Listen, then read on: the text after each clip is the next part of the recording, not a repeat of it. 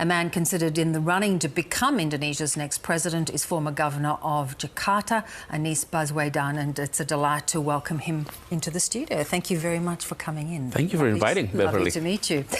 Now, tell me, you've met with the Foreign Minister, Penny Wong, and also the RBA Governor, Philip Lowe. I think every Australian wants to meet with him at the moment with these rising interest rates.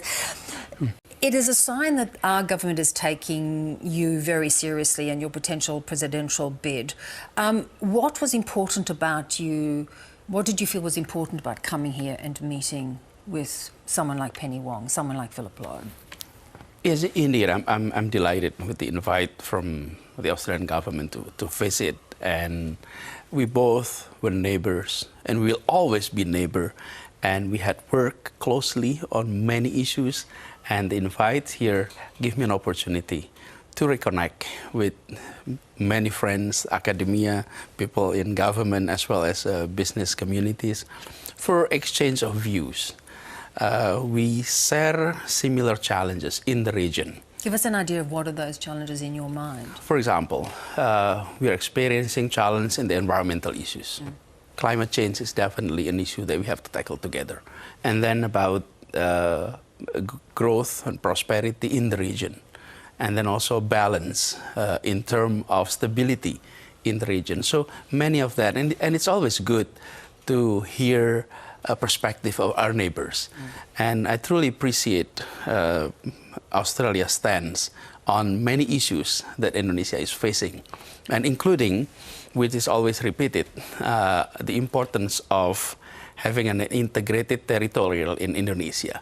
And Australia is repeatedly saying that we supported an integrated Indonesia, and that is important for us too. Yeah. And on the other hand, you know, we would like to see more people-to-people exchange. I think on the G2G partnership has been very strong. I think this is among the highest of all time.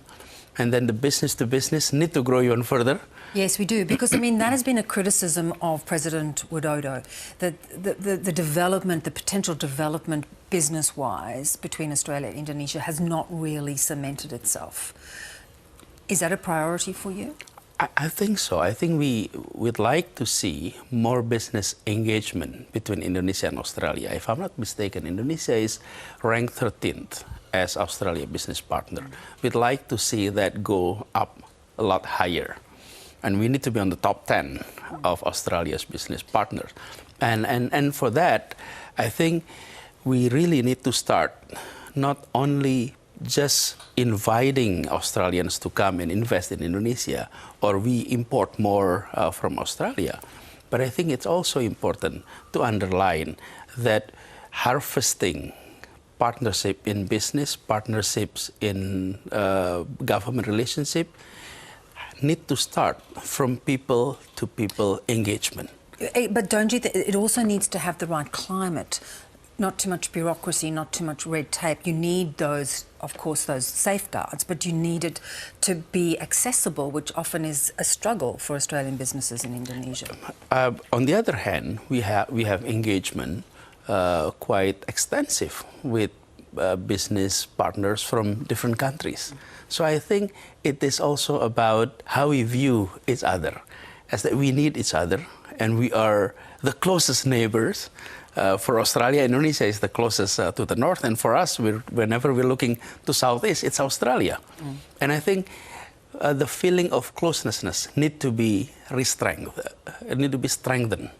And I think that is the area which, you know, based on our conversation in Sydney, in Canberra, and today, I believe that is the message that we need to echo even louder. Let's talk a little bit about the divisiveness of politics in recent years. We see it still going on in America, awful divisiveness. We had a period here in Australia which seems to be easing a little bit.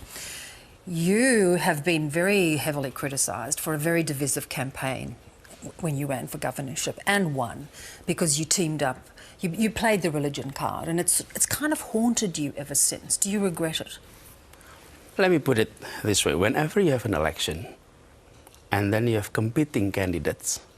Give you one example. If the candidates were were different in terms of gender, one male and one female, then gender issue will dominate the conversation. It can be the divisive factors. But you could, you could have played the bigger man. Let me continue that. Finish, yeah. And then if the candidates come from different ethnic groups, then ethnic issue can divide. And even sometimes when you have a referendum where there is no person, there is no faith involved, it can be divisive. Look at the Brexit, for example. It was divisive there. There is no person, there is no religion, there is no faith in there. So that is the same thing. When there is a Muslim candidate and a Christian candidate, then religious issue come into equations. So what happened? How you play that card can be a very, very subtle, very, Right. not ugly, not nasty. During election, every side always label the other side in every elections. That was in 2017. I have completed my term now, 5 years, and I didn't challenge those labeling at that time because I don't want to challenge statement with statements. So what I did is I worked 5 years in Jakarta and truly provide equal opportunity, equal treatments to all religious groups and any religious group. And in fact, we created the feeling of stability, the feeling of peace in Jakarta. And now it's all completed. So I'm inviting everyone to judge me not based on assumption, but based on record. So in this, you've got the backing of 3 considerable parties. One, again, is a conservative Islamist group, Islamist party. Do you undertake not to go down that path again? Will you try and keep religion out of your presidential bid? And it has been proven that I may have support from various different groups. Yeah. But when it comes to making decisions, I have priorities based on 4 things. 1 is principle of equality. Number 2 is public interest. Number 3 is common sense. And number 4 is law, rules, and regulations. So it's not about who supported you, but how you make decision when you're in office. Yeah. And I have gone through 5 years of service, and I think we did it according to those principles. That does not automatically reflect who supported you, but the principle is reflected in the policy. So there was nothing owed to that support, is what you're saying? And that's exactly the point. Sometimes you assume that if you're supported by this group and that group, then you will be acting not according to the principle of equality, the common sense, public interest, or also rules and regulations. And I have gone through 5 years proving that we can do that. So therefore, looking to the future... Yes. What are those 4 things? How are you going to bring those 4 things into play? What are the issues you see in this coming election? It's several things. But number 1, we're happy with the economic growth that we are experiencing, despite the fact that we had serious contraction during COVID, which every country across the globe is experiencing. However, we need to improve the quality of our growth. What does it mean? It means growth is reflected in the numbers, the percentage of growth. But that does not reflect the distribution of that growth. Our economy has been centralized in Java and also northern coastal of Java especially. What we'd like to do is to expand into regions of Indonesia. So center for economic growth is not only in certain places, but in major area of Indonesia. So equality is something that we would like to address in the area of economic development, in the area of education, which matters a lot. If quality of education is happening across Indonesia, so parents don't have to send their kids to major cities in Java for quality educations.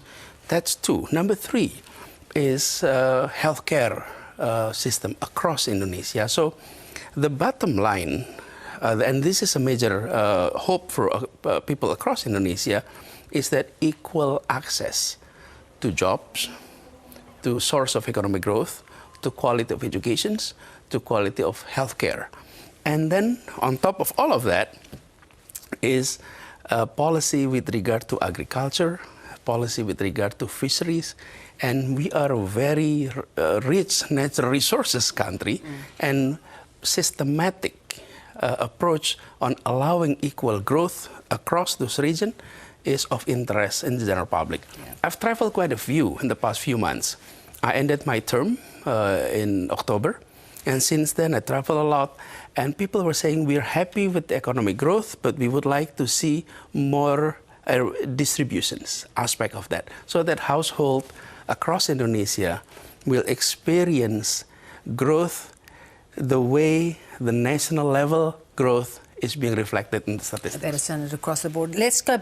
I want to finish where we started, and that was where you talked about balance in the region. You know, how do you feel about China's growing influence and grab for power? Indonesia has, you know, is beholden to China on a number of big projects. Is that a concern to you? Do you feel that that has been a mistake? I think we need to always pursue foreign policy based on our principles. Indonesia has adopted since then a non-aligned view about where we put ourselves in the world. And we need to continue on that track. So on the one hand, we need to continue to maintain good relationship with China. On the other hand, we also need to maintain, you know, good relationship with the US and other major players. And what we'd like to see is for all parties, especially in the region of Southeast Asia, to continue upholding the fact that Southeast Asia has been peaceful for more than 50 years. This is a region where tensions were absent in the past 50 years. But no longer. But we do hope it is continue to be that way, because it is very important for everyone in the regions. So Australia... So as President, would you play a greater international role I that think so. hasn't been I think so. Indonesia needs to play more active roles in the international arena, and that we need to be active based on our principles. So foreign policy does not always reflect more transactional approach, meaning it is not only about how much money foreign countries are coming into us. It is not only about trade, but it is about our contributions in sustaining peace and stability in the regions and across the globe. And Indonesia, as the fourth largest country in the world, need to play a bigger role in that. Part. Oh yeah, and especially in Asia. So, you know, we're talking South Asia. We're almost 40% of the populations in Southeast Asia. So we definitely need to be a little bit assertive and more active. We look forward to watching you proceed down this path, and it's really great to have had you with us. Thank you so much. Thank you for having me, Beverly. Great pleasure.